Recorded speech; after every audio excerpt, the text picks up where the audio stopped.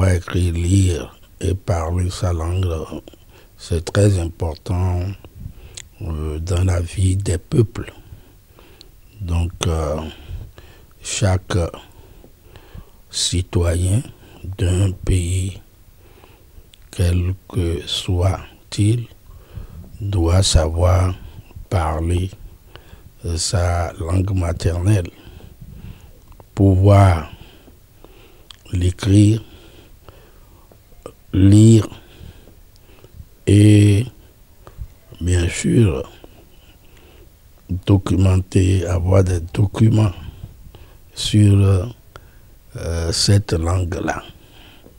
Donc c'est très important et c'est pourquoi je crois depuis fort longtemps les gouvernants, surtout d'Afrique et aussi d'ailleurs, ont des ministères chargés également de l'éducation à travers nos langues maternelles.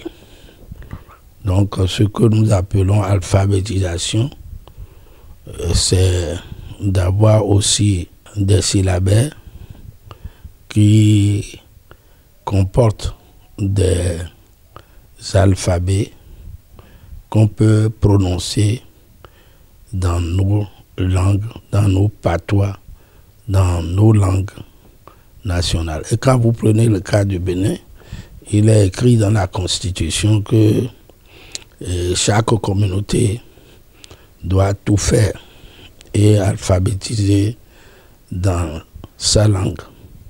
Chaque citoyen doit savoir écrire, lire et parler dans sa langue. D'où déjà des syllabaires dans ces langues-là. L'UNESCO a toujours appuyé les États pour que chaque citoyen puisse écrire, lire, parler sa langue. Donc, nous ne pourrons que féliciter les responsables de l'UNESCO pour le travail qui se fait depuis lors. Il y a beaucoup de pays qui sont déjà avancés.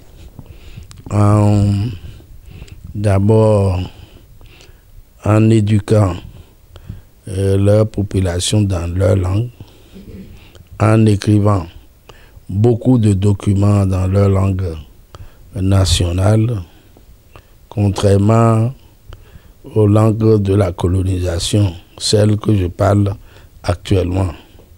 Donc, nous ne pourrons que apprécier les initiatives de l'UNESCO et il revient aux gouvernants, bien sûr, de prendre cela au sérieux. Nous manipulons bien la langue étrangère, mais nous sommes souvent incapables d'écrire, de lire et de parler nos langues. Tout ça là, on appelle ça une aliénation culturelle. Le peuple qui ne parle pas sa langue, c'est un peuple qui est mort. C'est un peuple qui est perdu. Donc, il y a toujours des vertus cachées dans nos langues que nous devons transmettre aux générations futures. Donc, l'UNESCO est en train de faire un bon travail. Non, je pense qu'il s'agit au ministère de l'Éducation, ministère chargé de l'alphabétisation, de se donner d'objectifs et que ça soit mesuré, parce que rien ne sert de mettre des milliards pour que cela réussisse, alors que, au fait, il y a certains qui sont là et qui ne bougent pas. Donc le ministère en charge de l'éducation des adultes, le ministère en charge de l'alphabétisation, ce ministère-là doit redoubler d'ardeur pour que, effectivement, nos langues nationales soient parlées, écrites Et pourquoi pas dans les autres langues. Donc c'est pour vous dire que quand moi j'étais aux affaires, le tori n'était pas parlé. Mais aujourd'hui, tout le monde parle le tori, tout le monde fait. Mais j'ai fait nommer un alphabétiseur dans mon cabinet. Et du coup, nous avons fait sortir des syllabaires, tome 1, tome 2, tome 3 de la langue tori.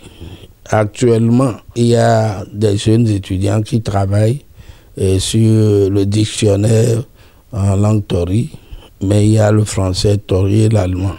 Il doit avoir une faculté aussi des langues.